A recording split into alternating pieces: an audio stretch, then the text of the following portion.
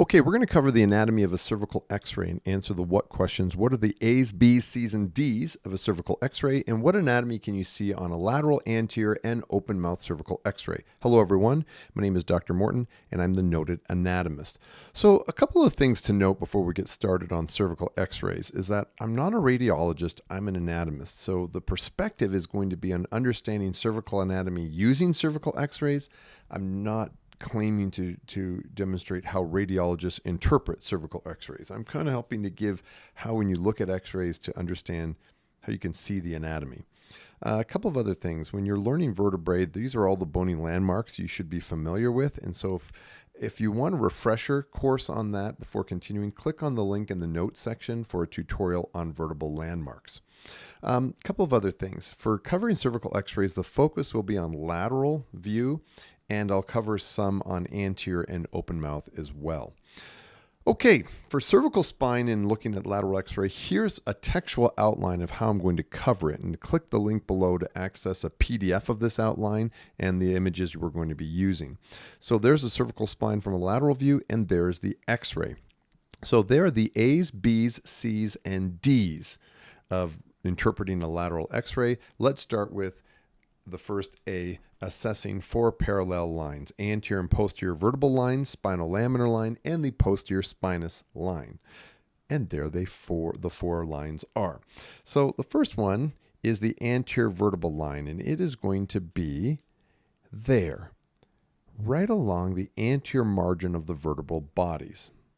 Then the posterior vertebral line is going to be taking a look at those vertebral bodies, and it's located right along the posterior margin of the vertebral bodies. Now the spinal laminar line is between the spine and the lamina, shown there in pink. Shing! There is that spinal laminar line. So if we then connect all the spinal laminar lines for the cervical vertebrae, it looks like that. The posterior margin, and it forms the posterior margin of the spinal or vertebral canal. And then last is a posterior spinous line, that if we look at those spines, and so what it does is it's the line that connects the tips of the spinous processes. So there are the four vertebral lines, let me say that again. There are the four parallel lines to assess.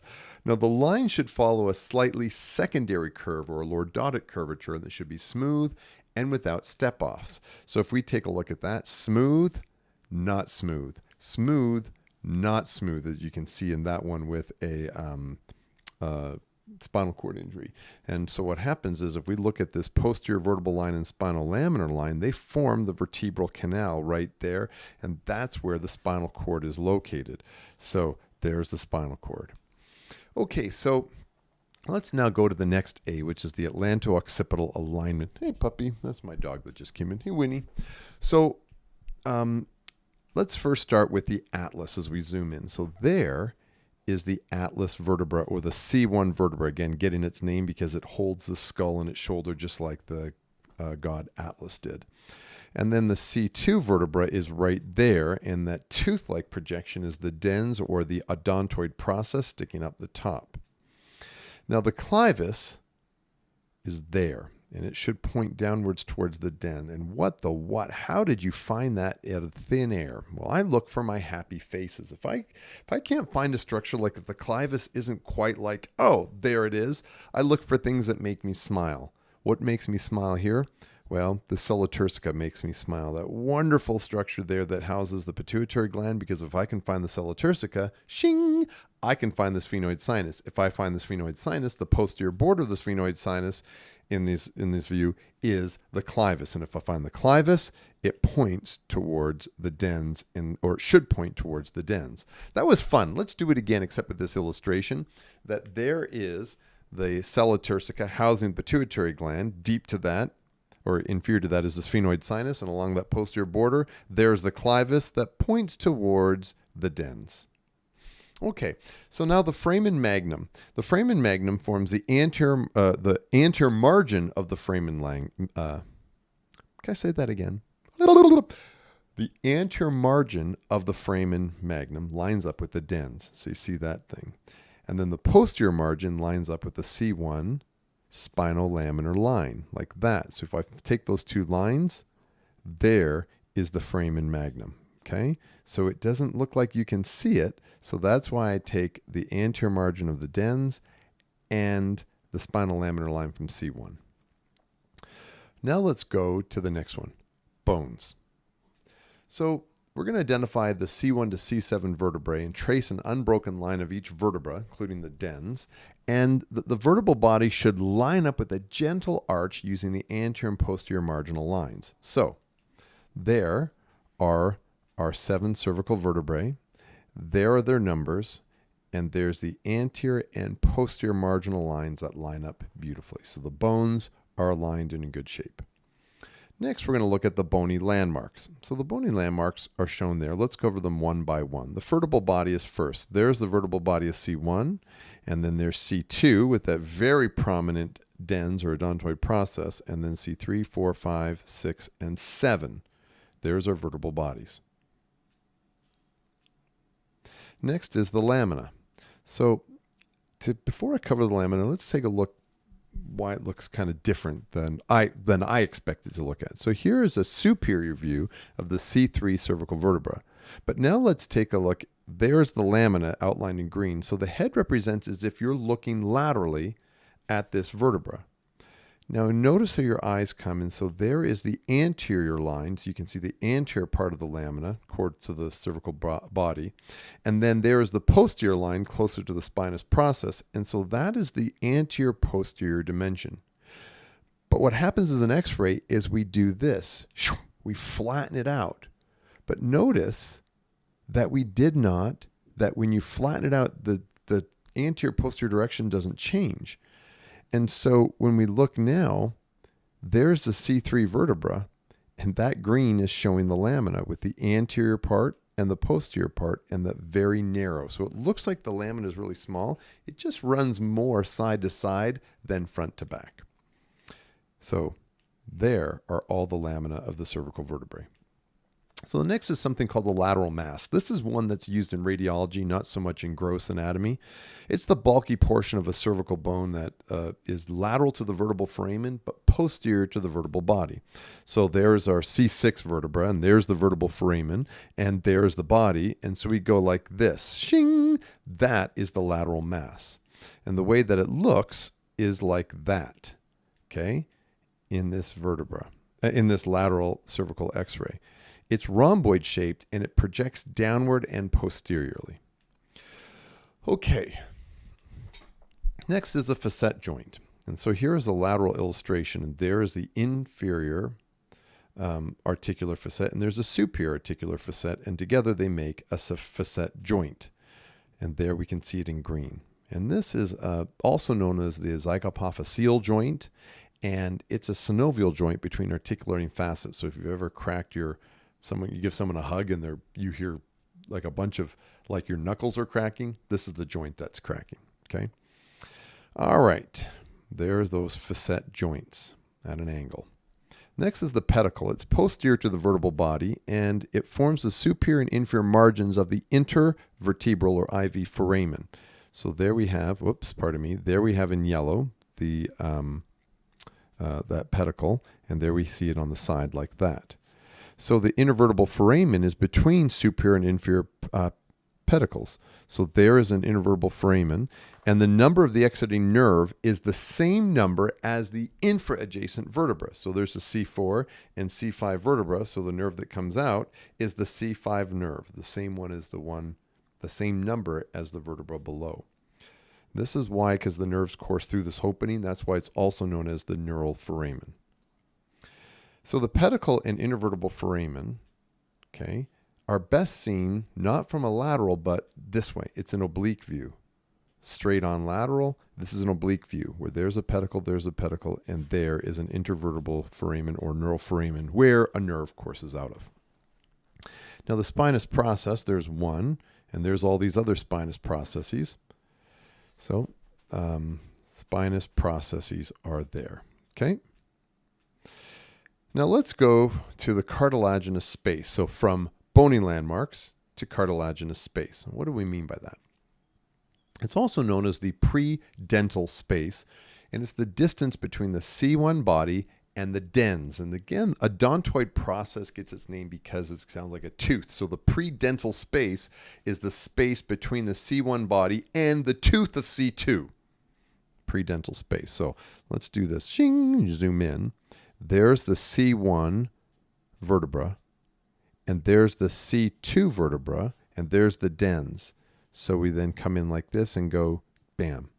That's the predental space, the space between the C1 body and the dens. Okay? There. All right. Next is going from the cartilaginous space to the disc spaces. And so vertebral bodies are separated by intervertebral discs made of fibrous cartilage, and they're not visible in x-rays because they're not dense enough. So if we then take a look at those vertebral bodies, there in orange are the intervertebral discs, right like that. And so if we take a look at the C4 and the C5 vertebra, that is an intervertebral disc. Though you can't see it, you have to superimpose your knowledge of it, and we name the discs between the two vertebrae. So that would be the C4, C5 intervertebral disc. Let's go from disc spaces to soft tissue spaces in the prevertebral region.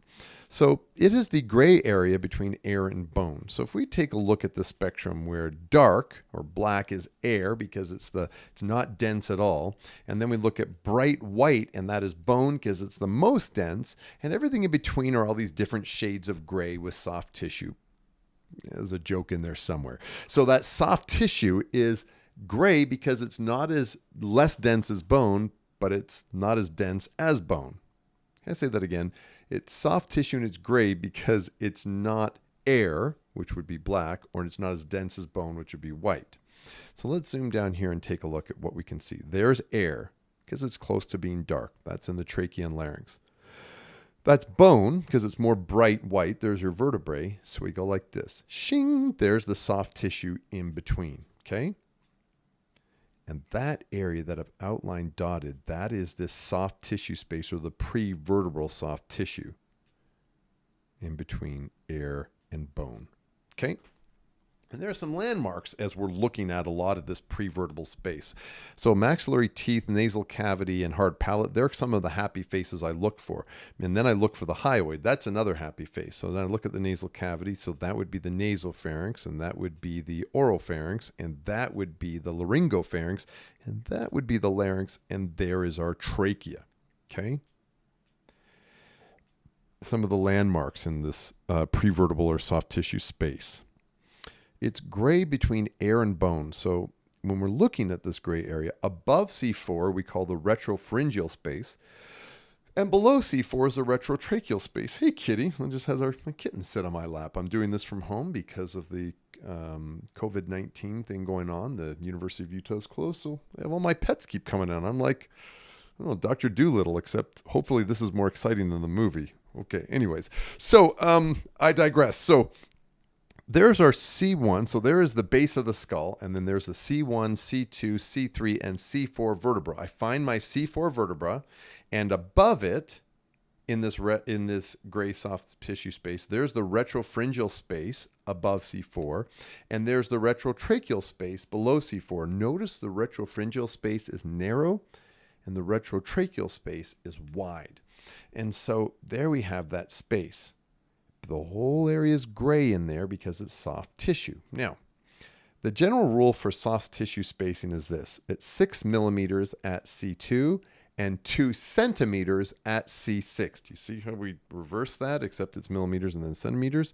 So there's C4, and there's our soft tissue area, and there's C2, and there's C6. So let's do this. Zoom in. There's C2. So it's 6 millimeters at C2. Now let's go down to C6, and there it is 2 centimeters at C6. Okay? So the general rule for soft tissue spacing is that there's normal and there's abnormal. Okay? So there's C2, C4, and C6 in both of these. And on C2, look at this very gray area between the bone and the dark area, which is air. That is showing the prevertebral space. It should be 6 millimeters. Now, let's take a look over here. Wow, look at that. that is definitely not 6 millimeters. So you'll recognize that in this area, it should be very narrow, but in the abnormal one, it is wider because something, could be blood or pus, is expanding that area. Normal, look at the yellow line, abnormal, normal, abnormal, normal, abnormal. Now let's look at an anterior view of a cervical spine, and we're going to view the outline of the C1 to C7 vertebrae, and it's showing an alignment. We need to look at an alignment. The lateral edges of the C-spine must be aligned like that, and the spacing between the spinous processes must be in a straight line, and they should be equally distanced apart. So there are the spinous processes from an anterior view, and they're outlined there. And now let's look at a cervical spine in an anterior view with an open mouth. Okay, so the open mouth, we're looking for the dens or odontoid process, and we're looking for the distance between the dens, C2, and the lateral masses of C1. They should be equal. So there is C2, and there is the dens, and there's C1 lateral masses on both of them. So there is the dens, and there are those lateral masses, and we're looking for the distance that should be equal between them. So that, my friends, is showing the anatomy of a cervical X-ray in a nutshell.